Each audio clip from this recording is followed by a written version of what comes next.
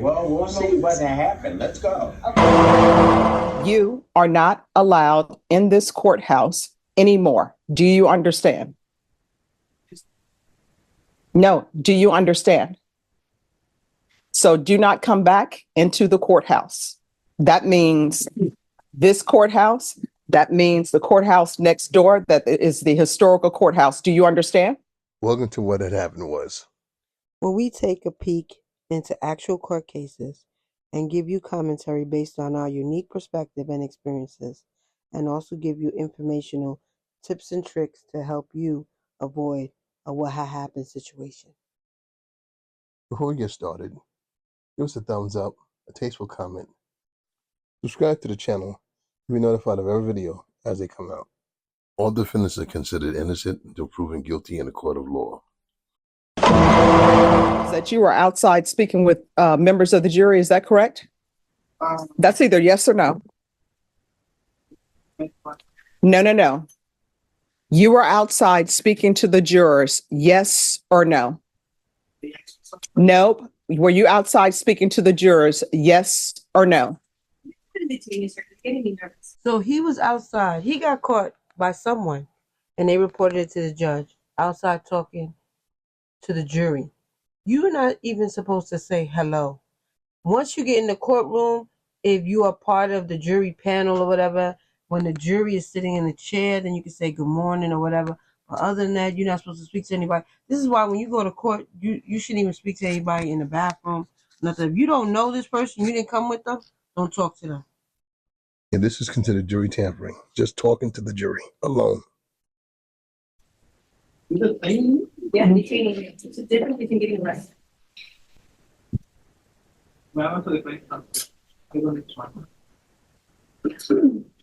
This is what's going to end up. All right. And what division? All right. Do you have documentation for that? You see, right away, they put the cuffs on him. And now he's saying, I work for the United States. Well, which state, what department, under what letter, what jurisdiction, what do you work for? He said, I work for the United States. Well, people that work at the supermarket work at the United States, like anyone, unless you work in a different country. Yeah, you have to have a documentation on the back of what you're saying. Otherwise, depending on what it is, you can either charge either criminal impersonation or definitely misrepresentation. And here's the thing. People, if you are an officer of the court or you're a lawyer or something like it, you go into a different part of the courthouse, pretty much. You go into a different part of the courthouse. You show your ID and you go to a different part of the courthouse. They separate you. And ahead of everybody also. And you go ahead of everybody because you might have a case that's being seen right away. So I'm not saying you don't get searched. I'm saying you go to a different section. You let them know when you go into the door, hey, I'm a lawyer, whatever, right, court officer, I'm here for training, whatever you're there for, you identify yourself from the minute you walk in the door and you tell them I'm here for this, and they tell you, okay, well, you go here. And they have no problem giving express service because either you express service because you say you are, or express service because you lied to us and now we're giving you express service. Right, so you can either go upstairs or downstairs to the courthouse or downstairs to the holding cell. And especially now, after the incident that just happened in another courthouse where the judge got attacked, they're not playing a game. If this guy's in cuffs immediately. Oh, what is your name? Spell that. First name? And last name? Yes. Spell it. And where's your documentation that show you work for the federal government? Everything is from the IRS.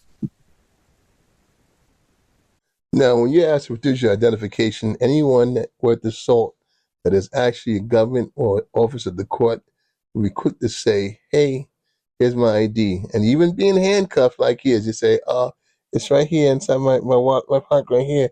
You know, you can either handcuff me or have the officer reach inside right here and pull my papers out. He's looking like he want to go home and go, like he left it in his pants. He's not sure what he wants to say, which means that he's not anything. Because even if he just says, well, I have my driver's license saying who I am or whatever, like, he's acting like he don't have anything. He just walked in with a smile and a briefcase. All right. So you are not allowed to be in this courthouse anymore. You do not have any business here.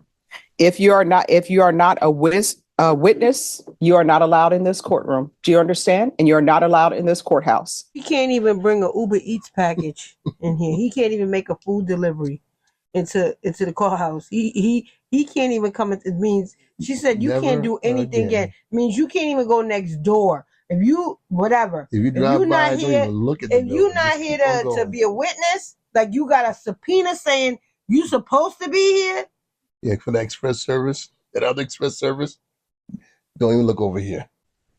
You know that you are not supposed to be speaking with the jurors in the hallway. You were. Those jurors were not asking you any questions. You took it upon yourself to tamper with the jury that is coming up here for jury selection. So now she's confirmed that he actually spoke to someone. It's not like someone asked him a question. Hey, is that the bathroom over there? Right. You know, like a general question or whatever. That he had an actual conversation and interacted with someone. So jury tampering is anywhere from a class A misdemeanor to a class B felony, depending on what the circumstances. And what you said and what was done to them, because someone could have said that he could have whispered in it. Somebody could even say that, hey, this guy said, hey, you better not go in there, and that right there.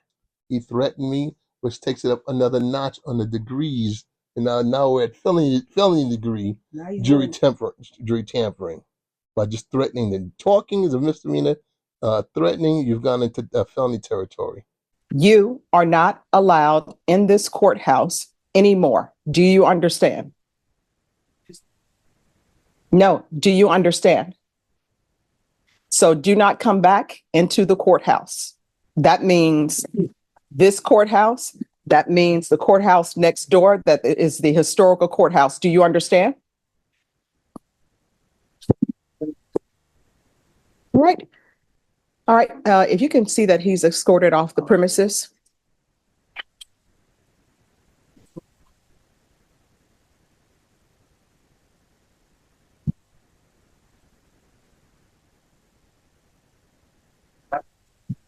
Oh, God bless you too.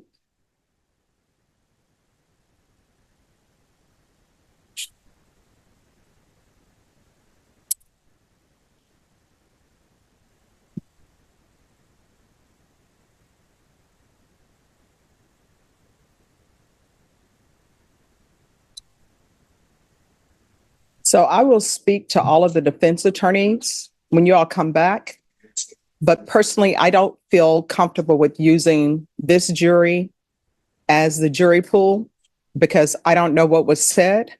My understanding is that he is involved in a case here, not as a witness, not as a party whatsoever, but just as maybe a friend of a friend of a friend of a cousin. Once I met this guy who knew this guy who knew this guy who knew this guy who knew this guy who knew this guy who knew this guy who knew this guy who knew this guy who knew this guy who knew this guy who knew this guy who knew this guy who knew this guy who knew this guy who knew this guy who knew this guy's cousin.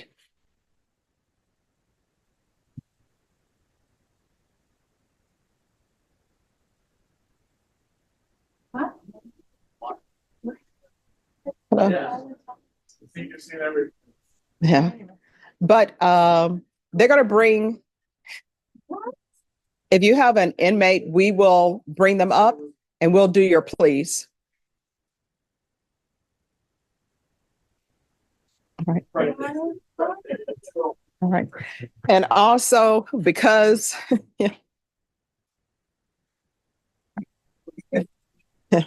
and also because I've been a defense attorney before and a prosecutor, the remaining jurors that are left are going to be jurors that have already probably been reviewed, and those that are not was selected were sent back to the basement, be called back up. So I'll speak with the defense attorneys about that and the prosecutors about that, as far as whether you all want to do jury selection today or do jury selection tomorrow with a new jury. Okay. So if you all can discuss that. Oh, Daniel and Hank, I don't think you all were here. The person who says that he's a state representative or something with the US government was speaking to the potential jurors. Oh. So if nobody has any objections, I'm going to release those jurors. Okay, sure, Judge. I think that's. Evaluation here. So if you would like to be present, you can. Okay, I'm usually not present, but I appreciate the heads up. Sure. And I will keep tabs on.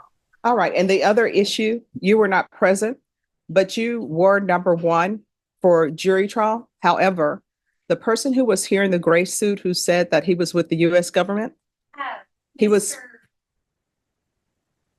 Mr. Ma'am. yeah, he was speaking to the jurors in the hallway.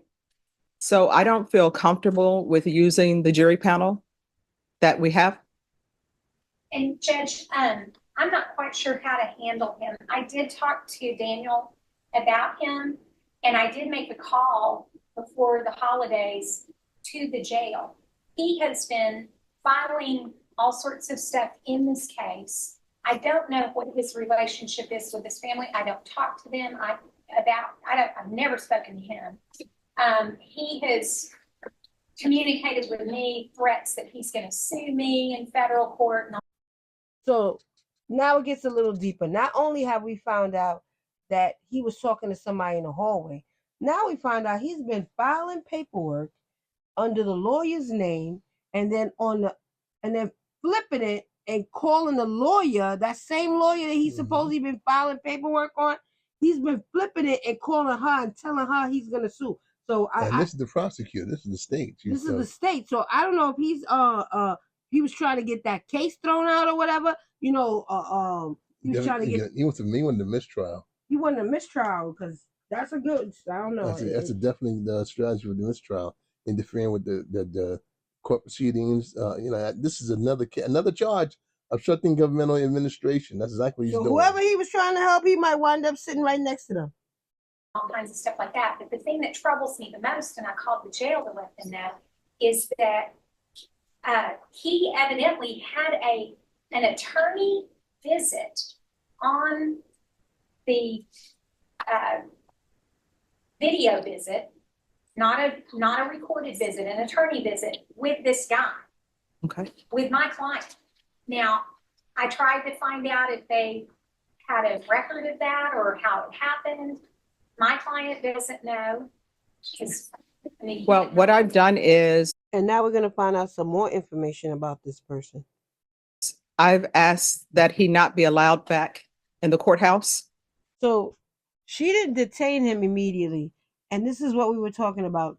The prosecutor came after they already kind of let him go. And then she's kind of like saying, oh, by the way, Judge, she might have been in another courtroom, or she might have got there late or whatever. We don't know. But she came in after all of this took place. Because she could have said, hey, hold that guy because he's been doing this, that, and the third. And now she's telling the judge all these things, which are now being entered into the record. Remember, while the judge is speaking, all these things are being typed into the record. And the fact that the judge didn't believe that was his name to begin with. She could have just sat there and said, hold him, because that's what a cop would have done. And process him until we figure out who he is or whatever. So she could have had him. She could have had him detained and had him processed through or whatever. And then his everything he had going on would have popped up for him. Right, and that's the judge showed extreme patience and mercy on that guy and letting him go to walk out rather than be bothered with it. And the deputy took a photo of him.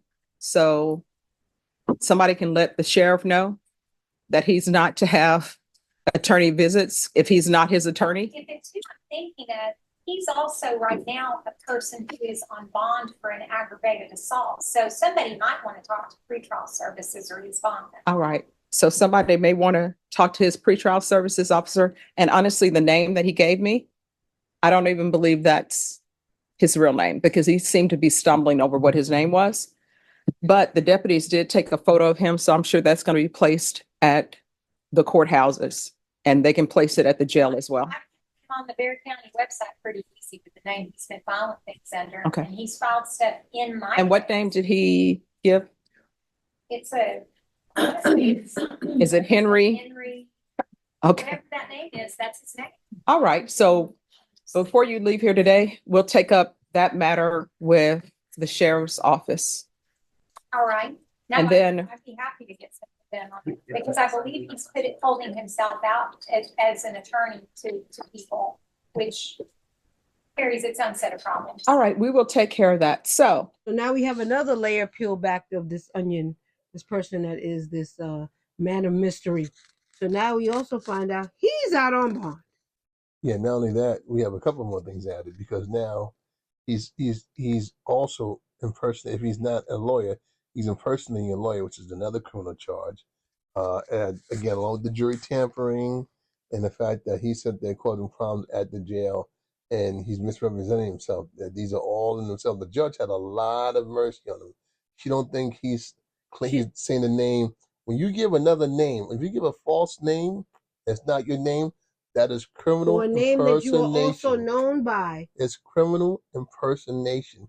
That name gets added into your folder when you get arrested, and that's not another AKA for you. That's where the AKAs come from. People giving these false names. They think they're getting That's over. what the initials AKA with this thing Yep. means. It means also known as. And you're not helping nobody. You're definitely not helping yourself. So you got people that that you may know somebody's street name, you never knew their real name. Then you got people that went to school with them and they know their actual, like what they call their government name. Right. That's not a criminal impersonation. But when you give someone a different identity, You give somebody a whole different name. and it's not yours, that's another charge when they catch up to you. the people who are up for jury trial, is there any objections to the court excusing the jury? We would start with jury selection tomorrow.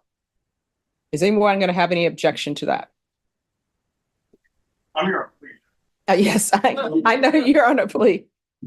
All right. So what I'll do is I'll excuse this jury panel. And because usually what ends up happening, if you don't hold your jurors for the morning selection, you will end up with people who have already been through jury selection 3 or 4 times. And I don't want anybody to be put at a disadvantage because of that. Here's another little piece of information. So you can file paperwork. This person could be going to the law library, and you do have people that do have some legal expertise, whatever. They don't necessarily have to have a law degree. He could have been a paralegal. He could have been other things. He could have even been a lawyer in a different country or different place or whatever, and he doesn't have the right to practice law in the state, in that state. The law does allow you to be your own lawyer. That's under the constitutional rights. So, but he cannot say he's unless he has absolute proof to back what he's saying. So he could have been filing paperwork or whatever. Like, I don't know all the details of that, but he could have been filing paperwork on his own behalf. He could have been doing other things, and that's not illegal for him to do. It's illegal for him to say he's a lawyer and he's not. Yeah, and it's legal to come in to an institution claiming to be a lawyer. That's another charge, because you committing a crime going into a correctional facility. That's a crime in itself, and he's claiming to be a lawyer. So that because definitely, the same way if he said he was a lawyer, he could have went downstairs and spoke.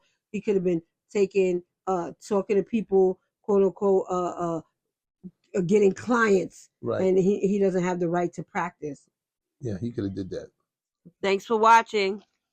And also give us a thumbs up, like, comment, share, subscribe to the channel, and you'll be notified of every video as they come up. And get that algorithm going and help us build this channel.